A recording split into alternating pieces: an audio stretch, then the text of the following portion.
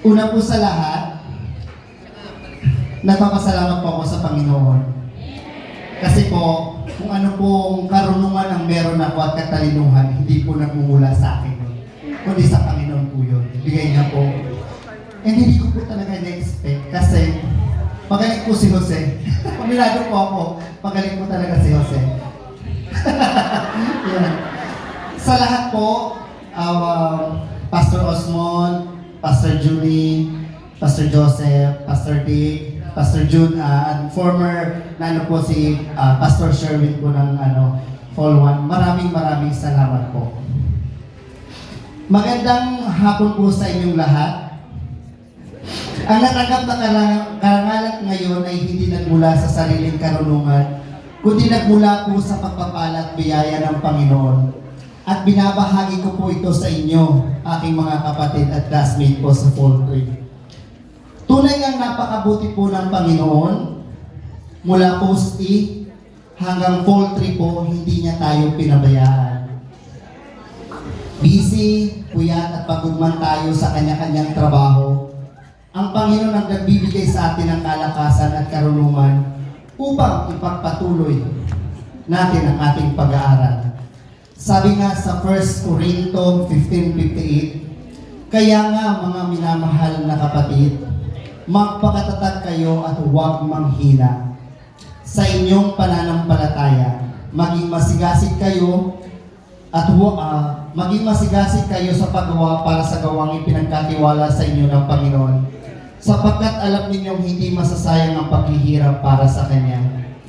Truly, God is the giver and the source of true wisdom, immeasurable strength, and supernatural power.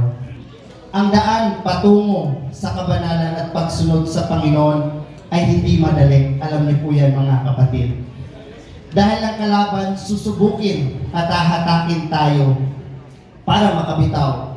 Pero dahil meron tayong konkretong pananampalataya at meron na tayong fruit of the Holy Spirit, yan po ang hinahanap sa atin ni Pastor Julie.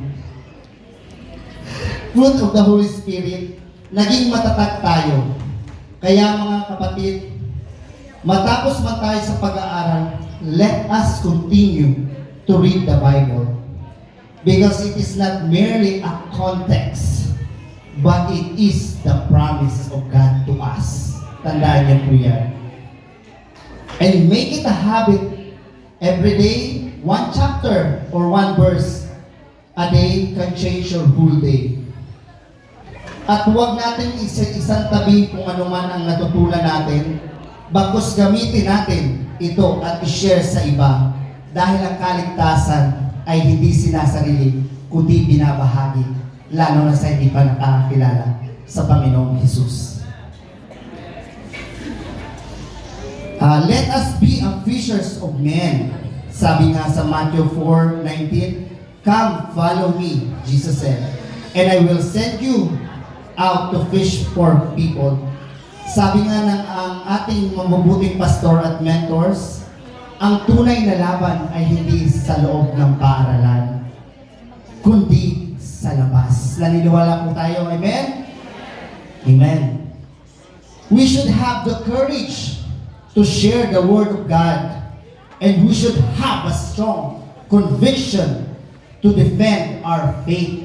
Totoo po yan, pag nagbabahagi po tayo, dapat talaga meron tayong courage at kailangan mag-defend natin faith. Kasi marami pong magka-question sa atin kadalasan, lalo na yung mga ini-invite natin. Amen?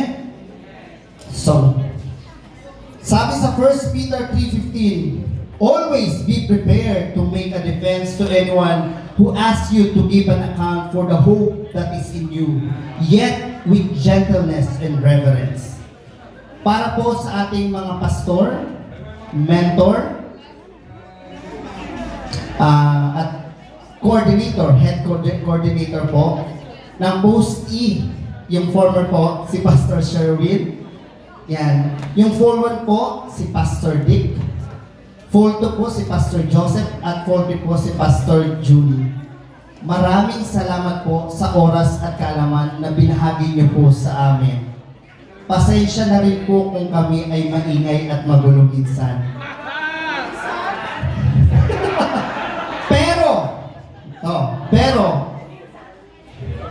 Pero pinapangako po namin na lahat po ng aming natutunan, lahat na natutunan ha, ito yan, ibabahagi namin ito at hindi masasayang. Sabi nga sa ating pag-aaral, leadership means serving God by guiding, leading, encouraging, and influencing others according to His will. Salamat din po sa ating head pastor na si Pastor Osmond dahil po nagkaroon po ng pag-aaral na ganito, which is preparing all members to become a future leaders and leader of leaders. Sa lahat po ng graduates ng fall and GMS, let us pray na kung ano man po ang natutunan natin, magkaroon tayo ng opportunity na magamit natin ang God-given talent na binigay ng Panginoon sa atin, lalo na sa pagpupuri at pagsamba sa Kanya. Mga kapatid, ngayon pa lamang po ay nais ko pong batiin ang lahat ng maligayang pagtatapos at mabungang katagumpayan sa buhay. Masaya ako na nakasama ko kayo at nabuo ang ating pagkakaibigan. Patuloy lang po tayo magsilbi sa Panginoon at laging kumapit sa Kanyang mga pangako.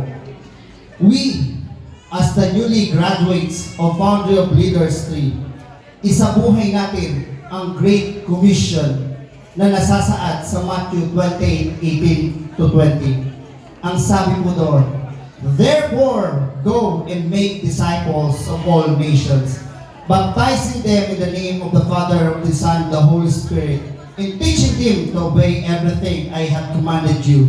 And I'm surely I am with you always to the very end of the age. Mga kapatid, lagi natin unahin ng Panginoon sapagkat walang imposible sa Panginoon. Amen?